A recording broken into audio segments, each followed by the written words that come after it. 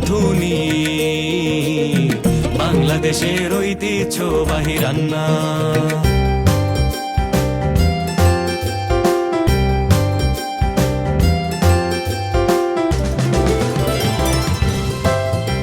আমি তানিয়া জামান, সেরা রাঁধুনি 1422।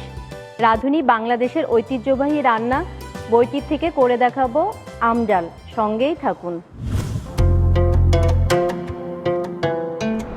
আম ডাল রাঁধতে প্রয়োজনীয় উপকরণ: মসুর ডাল 125 গ্রাম, কাঁচা আম বড় একটি, পেঁয়াজ কুচি 2 টেবিল চামচ, তেল 1 টেবিল চামচ, হলুদের গুঁড়া 1 চা চামচের 4 ভাগের 1 ভাগ, রসুনের কোয়া ছেঁচা 3 থেকে 4টি, কাঁচামরিচ 4 থেকে 5টি, লবণ স্বাদ মতো।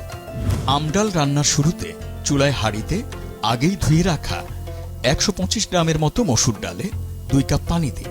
এবার এতে 1 চা চামচের 4 ভাগের 1 ভাগ হলুদের গুঁড়া, স্বাদ মতো লবণ এবং 1 টেবিল চামচ পেঁয়াজ কুচি দিয়ে নেড়ে ঢেকে জাল দিন ডাল সিদ্ধ হওয়া পর্যন্ত।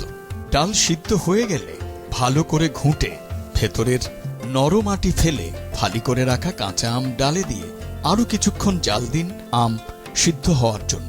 অন্যদিকে চুলায় আরেকটি প্যানে 1 টেবিল চামচ তেলে 1 টেবিল চামচ পেঁয়াজ কুচি ও 3 থেকে 4 কোয়া ছেঁচা রসুন দিয়ে বাদামি করে ভাজুন। আম সিদ্ধ হলে 4 থেকে 5টি কাঁচামরিচ দিয়ে আম ডাল পেঁয়াজের হাঁড়িতে ঢেলে দিন। ফুটে উঠলে নামিয়ে গরম গরম ভাতের সাথে পরিবেশন করতে পারেন ভিন্নধর্মী ডালের রেসিপি আম ডাল। দর্শক, তৈরি হয়ে গেল খুবই মজাদার আম ডাল। নিশ্চয়ই রেসিপিটা আপনাদের ভালো লেগেছে, আর ভালো লাগলে অবশ্যই বাসায় তৈরি করে দেখবেন। ধন্যবাদ।